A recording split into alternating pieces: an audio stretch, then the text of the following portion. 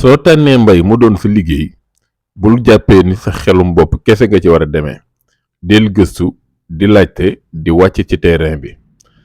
tey nag Mass Agri dafa wàccaat ci terrain bi dem Njalaxaar fekk fi sunu nijaay El Hadji Khalifa Wade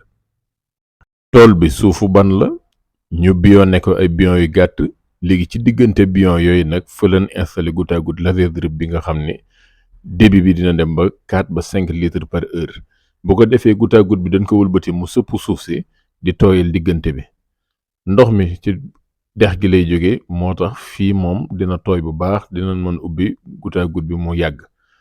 bile technique am na ñoo xam ne duñ ko nangu su fekkee da nga nekk zone ñaay beeg yooyu jëm Dakar wante lii xeetu mbay la boo xam ne waalo yu miin nañ ko maanaam mbayum bion te bii ni mu koy indee ndox mi dina bare loolu mën na dalal seen xel ñoom ñi nga xam ne dañuy bëgg ci irrigation mooy irrigation bi suuf si màndi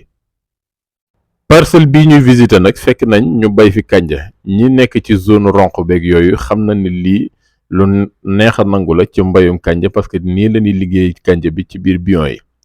wante lii am na yeneen xeetu gàncax yoo xam ne tamit dina ko nangu ndax lii mën nañ ci liggéey soble bu ko defee fii ngeen di gis bion bu sew bii ne ci kaw fii mën na nekk espace de passage bi nga xam ne fa ngay jaati dem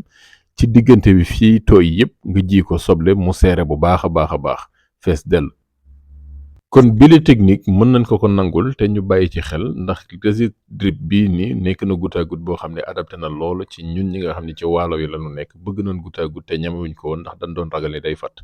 bile goutte à goutte du gaaw a fatt ndax moom filtre incorporé bi dañ ko ci dindi day sotti bu baax